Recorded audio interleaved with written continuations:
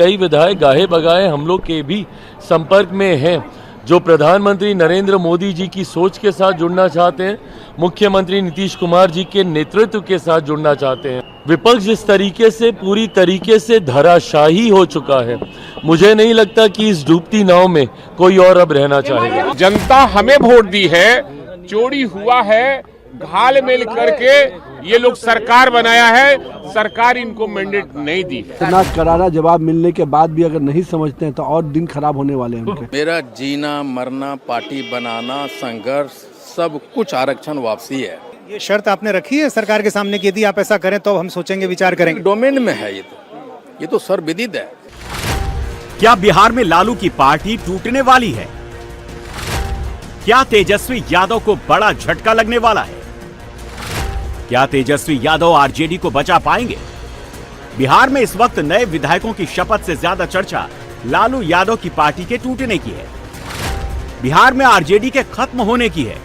सियासी गलियारों में ये चर्चा जोर शोर से चल रही है और एलजेपीआर नेता चिराग पासवान के बयानों ने बिहार की राजनीति में हलचल मचा दी है। चिराग का दावा है कि विपक्ष के कई विधायक एनडीए के संपर्क में हैं, क्योंकि डूबती नाव में अब कोई नहीं रहना चाहता। एनडीए अपने में इतना ज्यादा मजबूत है, 200 से ज्यादा सीटें जीतकर हम लोग का गठबंधन है। ऐसे में मैं जरूर मानता हूं कि कई ऐसे विधायक हैं जिनको इस बात का एहसास है कि संभवतः एनडीए के साथ जुड़कर ही वो अपनी सोच या बिहार के विकास को या अपने क्षेत्र के विकास को वो गति दे पाएंगे।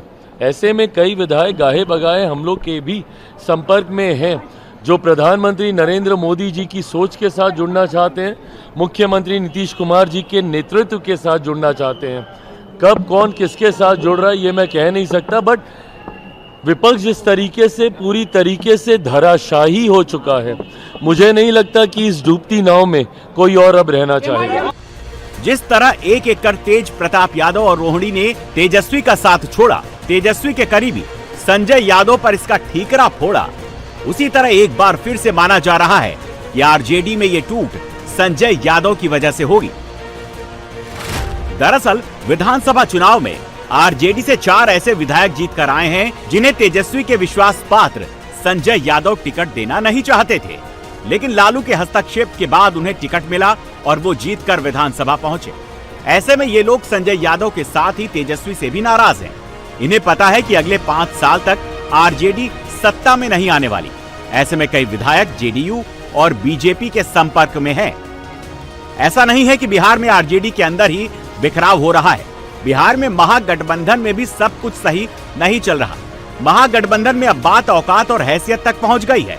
महागठबंधन में भी दरार पड़ चुकी है और इसकी एक झलक 29 नवंबर को महागठबंधन की पटना में हुई मीटिंग में दिखा।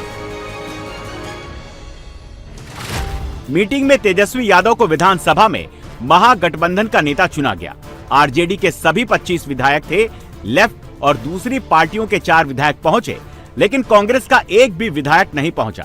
बस एक एमएलसी समीर कुमार सिंह आए, वो भी सिर्फ दिखाने के लिए। आगे क्या कांग्रेस अकेले चलेगी, अकेले चलोगे या गठबंधन?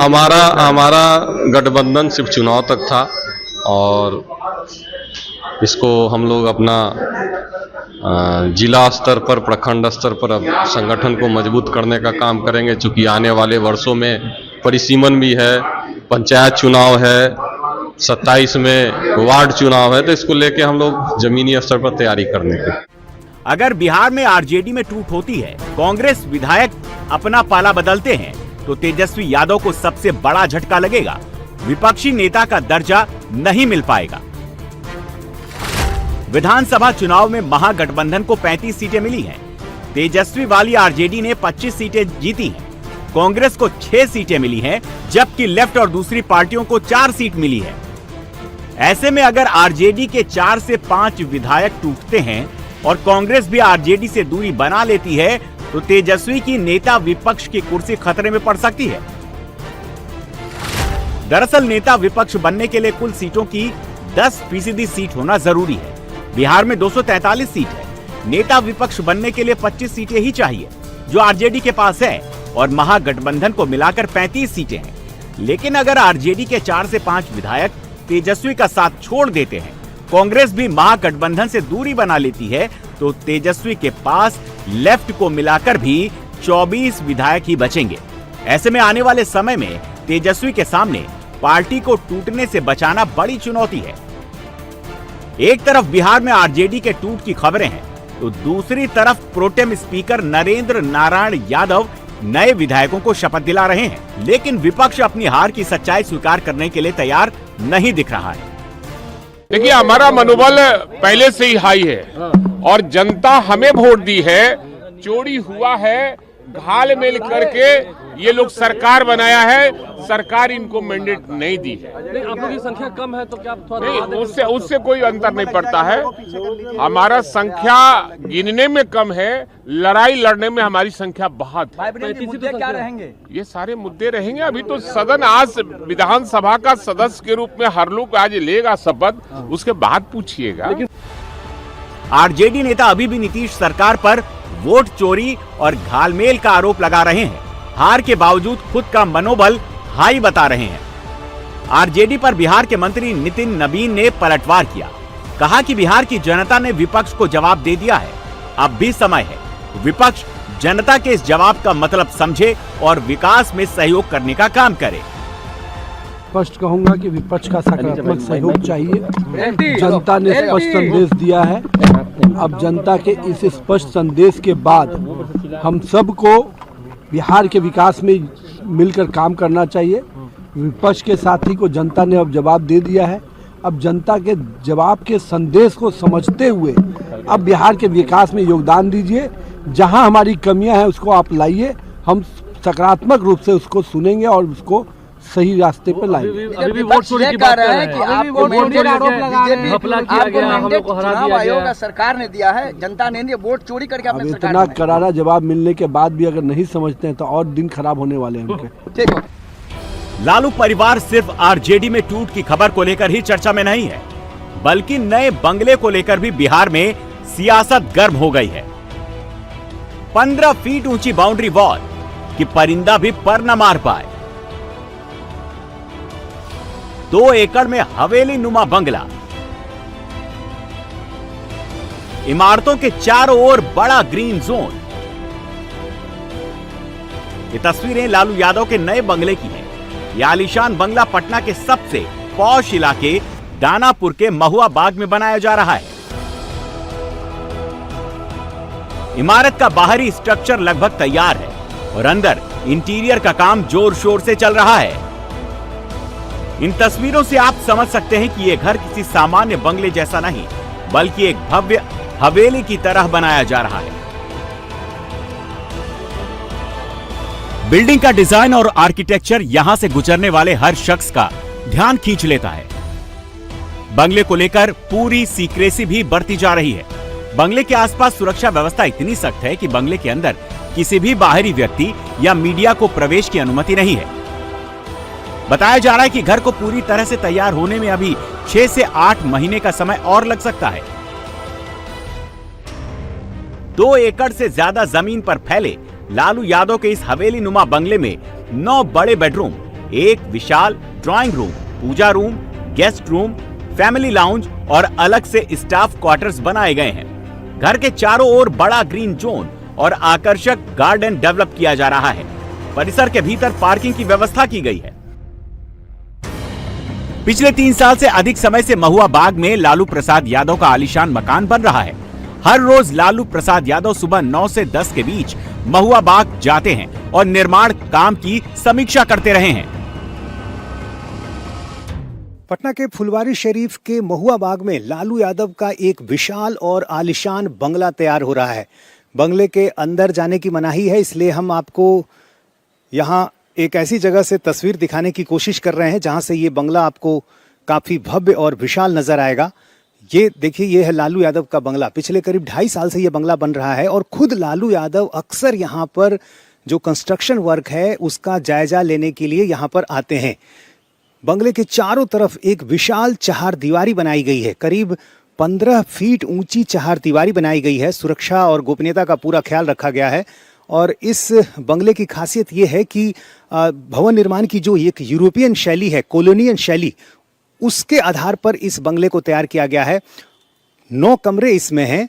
कहा जा रहा है कि लालू यादव के 9 बच्चे हैं और इसको ध्यान में रखते हुए उन्होंने 9 बड़े बड़े कमरे तैयार किए हैं। इसके अलावा एक रिसेप्शन सेंटर है, डाइनिंग रूम है और वो तमाम सुविधाएं जिनका ख्याल रखा गया है इस बंगले में।